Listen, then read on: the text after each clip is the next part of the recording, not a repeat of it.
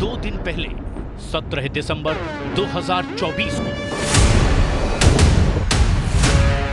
तुर्की के राष्ट्रपति एर्दोआन ने यूरोपीय आयोग के अध्यक्ष उर्सुला वॉन डेर लेयन से 1 बिलियन यूरो मिलने की खुशी का इजहार जिस अंदाज में किया, उससे अमेरिका और इजराइल दहल गए। एर्दोआन ने सीरिया में नए युद्ध का ऐलान किया, जिसमें तुर्की खुलकर अब जंगी हथियार चलाएगा। सीरिया के एक फाइटर ग्रुप का खात्मा करने तक ये युद्ध लड़ा जाएगा।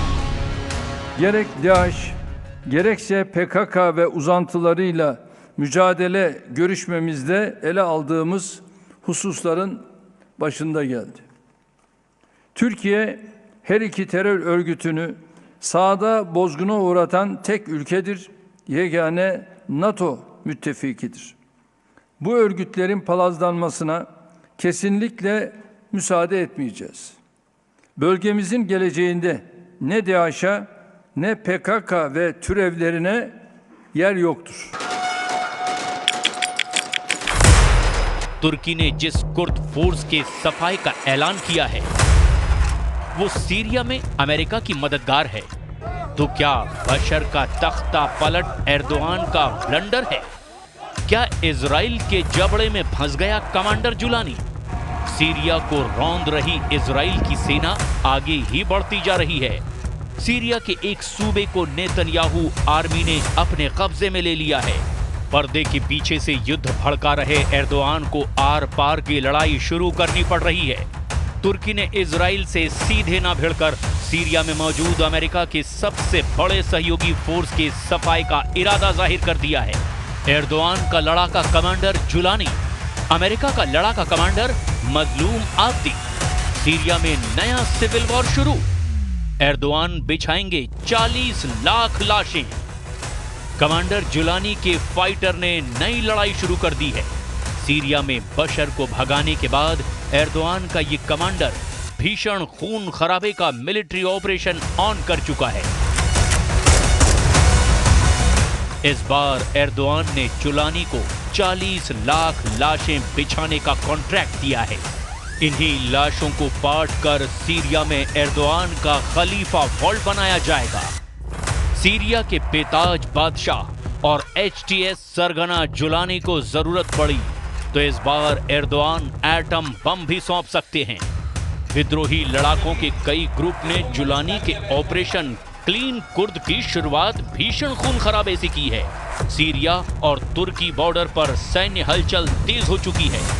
सीरिया के नक्शे पर नया वॉर जोन कहां पर एक्टिव हुआ है, उसे भी देख लीजिए। सीरिया तुर्की बॉर्डर पर सीरियन नेशनल आर्मी का कब्जा है।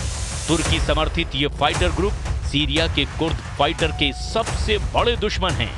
जहां पर SNA का कंट्रोल है, वहां तुर्की की मिलिट्री और हथियारों की जबरदस्त तैनाती का दावा किया गया है। पश्चिमी मीडिया की रिपोर्ट्स में दावा किया गया कि कुर्दों के खिलाफ बड़े हमले की तैयारी कर रही SNA का हयात तहरीर अल शाम से गठबंधन हुआ है। इस बीच रिपोर्ट्स है कि तुर्की ने सीमा पार करके कुर्दों के कंट्रोल वाले इलाके में हमला करने के लिए बड़े पैमाने पर सैनिकों और सैन्य उपकरणों को जमा किया है। तुर्की के इस वॉर प्लान ने अमेरिका और इजराइल की टेंशन बढ़ा दी है, क्योंकि सीरिया में इस्लामिक स्टेट के खिलाफ लड़ाई में कुर्द फोर्स अमेरिका का साथ देते हैं। अमेरिका ने पहले ही ये डर जताया था। डोनाल्ड ट्रंप ने एर्दोआन पर आरोप लगाया था कि उन्होंने सीरिया में कब्जा कर लिया है।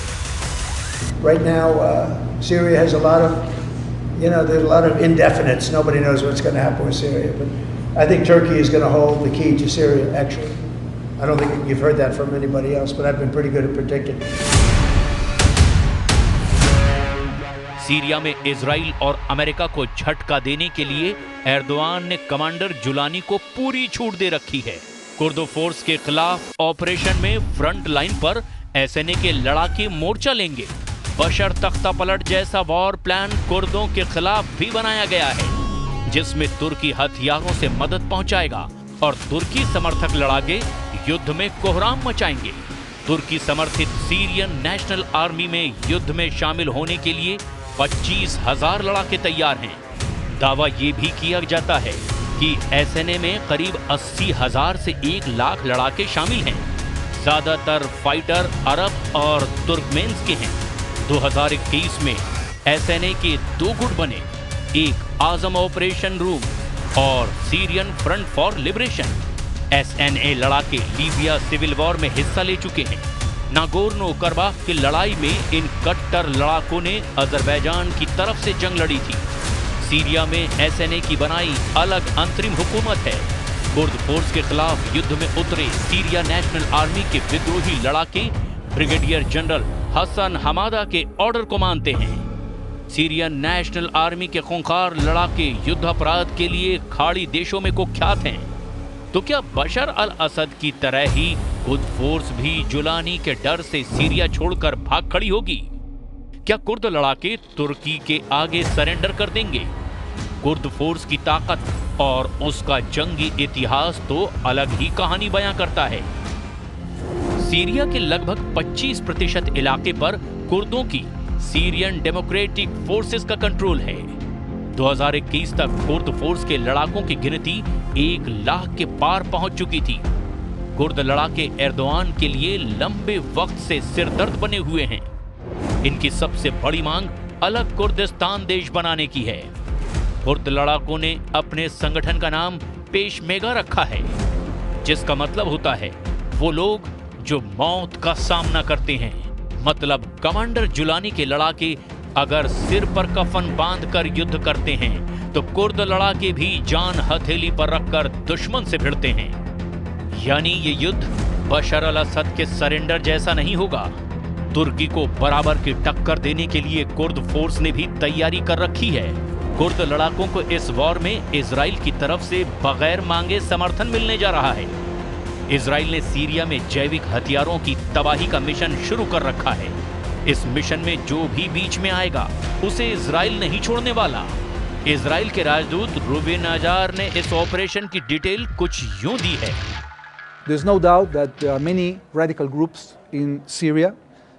Syria for many years has been very dangerous towards Israel because it has been accumulating weapons of mass destruction, including chemical and biological weapons. They even tried to have a nuclear program. So Israel did the world a great favor, especially in the last week. Israel Syria में दुश्मनों के खात्मे तक हमले जारी रखेगा। इस हमले की जद में चाहे कमांडर जुलानी आए या फिर तुर्की की सपोर्ट में युद्ध लड़ रहे सीरियन नेशनल आर्मी के विद्रोही आए। इजराइल की मिसाइलें और कारतूस दमिश्क में तब तक फटेंगी जब तक नेतन्याहू को यकीन नहीं हो जाता कि हिजबुल्लाह और आईएसआईएस जैसे उनके दुश्मनों का दम उखड़ गया है। कुर्द फाइटर्स के लिए इजराइल के हमले जहां मददगार साबित हो सकते हैं, वहीं एर्दोआन का ख्वाब चकनाचूर होगा। हालात अगर हाथ से निकलते हैं तो तुर्की कुर्दों के सफाई के लिए महाविनाशकारी हथियारों का इस्तेमाल भी कर सकता है। तुर्की के पास अमेरिका के दिए 100 एटम बम हैं। नेटो फोर्स का सदस्य होने के नाते तुर्की में अमेरिका ने 100 एटमी हथियारों की तैनाती कर रखी है। दुनिया के सबसे घातक हथियार किसी भी फाइटर ग्रुप के हाथ लगें तो सीरिया ही नहीं, कई देशों तक तबाही मच सकती है।